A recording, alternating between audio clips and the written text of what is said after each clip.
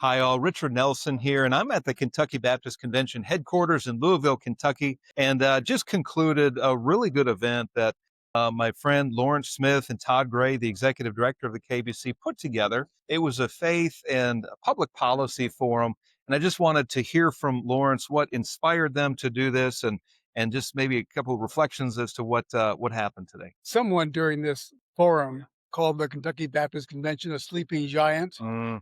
We thought it was time to wake up that giant. There are many issues out there that affect Kentucky churches, Kentucky families. We thought it was important to gather as many pastors, leaders as we could to inform them about these issues, lay out what our priorities are, and to hear from legislators about what it takes to get some of these high priorities over the finish line.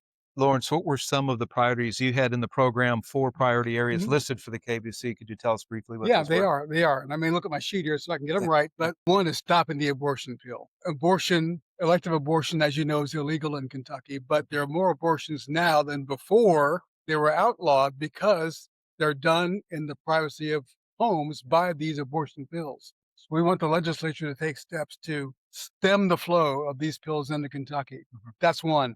Medical conscience protection so that healthcare professionals don't have to do procedures that violate their religious beliefs.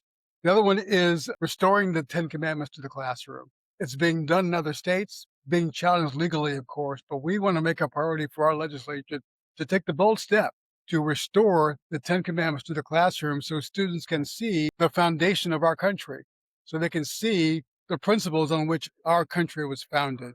And the last one is what we're calling the Sunrise Bill, Yeah. named after Sunrise Children's Services, which is a very large Kentucky Baptist agency that cares for the most vulnerable children in the state. Foster care, abuse treatment, those kinds of things. We want to make sure through the Sunrise Bill that agencies that have firm, sincerely held Christian beliefs are not discriminated against by the state government. A few years ago, Sunrise went through that, threatening to have their contract canceled because of their stance, Christian stance on LGBTQ issues. We want to make sure that doesn't happen again. So that's what the Sunrise Bill is. No, that's good, Lawrence. And those are policy priorities that intersect with Commonwealth Policy Center's policy priorities. Just a reflection on this well attended event.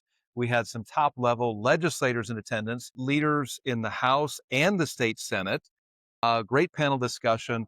And one thing I wanted to point out is so for so long we've heard of this idea separation of church and state. Don't talk about religious issues in the public arena. Legislators that have religious convictions, Christian convictions, shouldn't legislate according to that.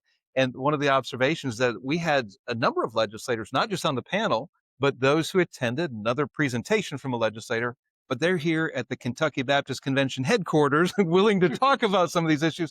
And there were some Kentucky Baptists who were also legislators, some of other religious denominations. And that was encouraging to see. And also the interest and the concern that they had for these issues that we are both concerned about.